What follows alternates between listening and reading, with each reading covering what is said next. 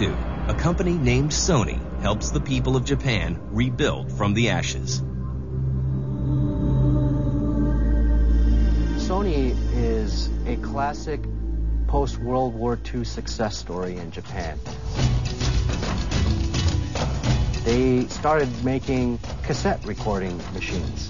They created a small cassette player that played back and recorded stuff off the bat, and that was the beginning of Sony Electronics. Innovative products such as the Walkman helped Sony become one of the most successful electronics companies in the world.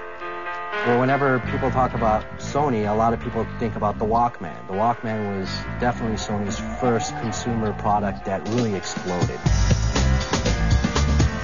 It was the portability of music, and everyone walked around with headphones. They really revolutionized the idea of portable music listening.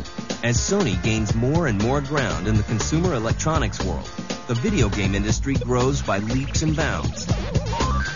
And by the early 1990s, the war for gamers' dollars is red hot.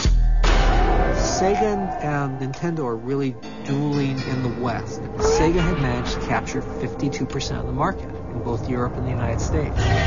Sega was more innovative at the time. They were always willing to take more chances. Sega was coming out with 70, 80 games of its own per year. The strategy at Nintendo was, let's hold on for the next Miyamoto game. Nintendo pays close attention when Sega unveils its latest technological advancement.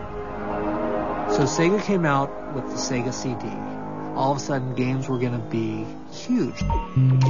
They could be 600 megabytes of information. To meet the Sega CD threat, Nintendo turns to Sony. Nintendo wanted a partner, so they went to Sony, which, of course, was a huge, successful company. Sony may not have been a video game company, per se, but the Super NES used a Sony stereo chip for its sound. Sony was certainly, in its own way, a player in the video game industry in a small way. So it was a race. Nintendo knew that CD-ROM technology was the way to go. The original concept was a peripheral CD drive for the Super Nintendo that would be sold by Nintendo, and a combined unit which would be called PlayStation, which was the console and the CD drive together, which would be sold by Sony. Sony brought in an engineer named Ken Kutaragi. Well, when you talk about the PlayStation, you just have to talk about Ken Kutaragi, who is considered the father of PlayStation. He came in to Sony in 1975. Right off the bat, he was considered to be kind of a brash engineer. Very dynamic, very energetic, full of ideas, and very creative.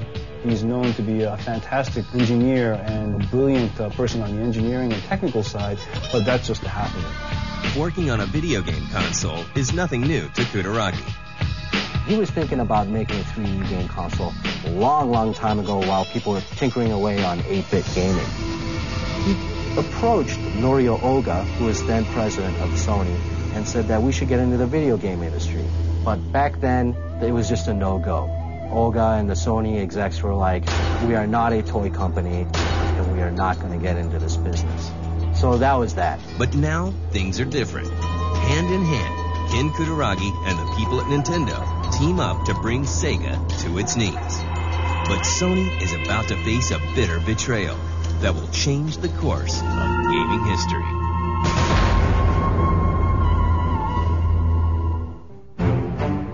As Sega prepares its new CD-ROM expansion for the Genesis, Nintendo and Sony work on a CD-ROM system of their own.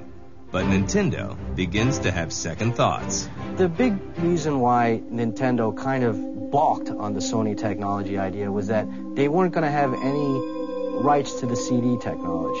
Sony was going to retain all the making of the CDs, they were going to manufacture it, distribute it, and that totally cut Nintendo out of the picture on definitely a large profit margin. And that made Nintendo very, very nervous. So in the forefront, Nintendo's telling Sony everything's great. But behind the scenes, Nintendo went to Philips and said, why don't you start working on something for us? Nintendo's insecurities lead to a dramatic climax in 1991. CES comes around, and Ken Kutaragi and Sony come out, and they announce the Nintendo PlayStation, because they don't know anything's going on. Nintendo made a sudden announcement and said, well, we're going to work with Philips on the CD technology. That didn't go very well with Sony execs, and Ken Kutaragi was definitely very bummed. He went into Norio Oga's office and said, we just got backstabbed, blindsided by Nintendo. We had an agreement and they totally betrayed us.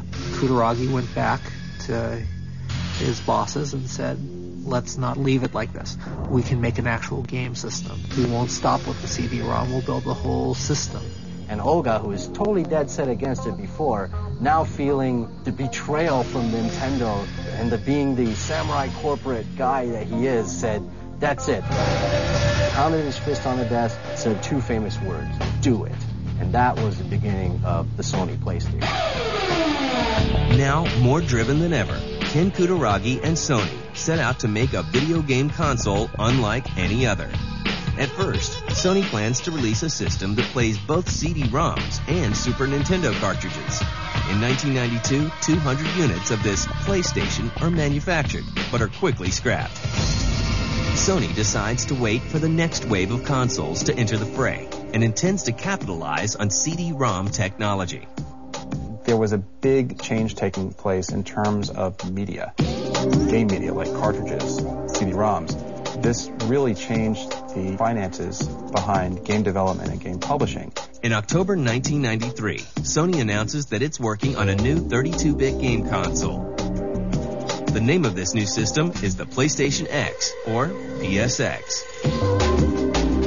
The CPU for this console will be designed by Ken Kutaragi himself. On November 16th, the company officially forms Sony Computer Entertainment. We formed Sony Computer Entertainment, Inc. as a company, as a joint venture between Sony Corp and Sony Music Japan. This new department raises more than a few eyebrows. When PlayStation was being mentioned here in the U.S., people were saying, can Sony deliver games? Could they really enter the hardware side? To some people within Sony, PlayStation represented the future and was very exciting, but to other people it was definitely a threat and something that they didn't fully understand. You had a lot of people that were pretty much skeptical about us getting into the business. Even before we came out, we were pretty much placed in the failure column because we were just newcomers. I remember having dinner with a vice president of Sony Records, and he told me, the PlayStation's never going to work. Sony's going to lose on this. The irony for all of us was that as much credibility as Sony had as a brand, we had zero credibility as far as the world of games was concerned. Sony, I think, corporately was a little discouraged. How do we get into this new charted area? Sony knows that the road ahead won't be easy, but Ken Kutaragi has an ace up his sleeve that will dazzle the entire game industry.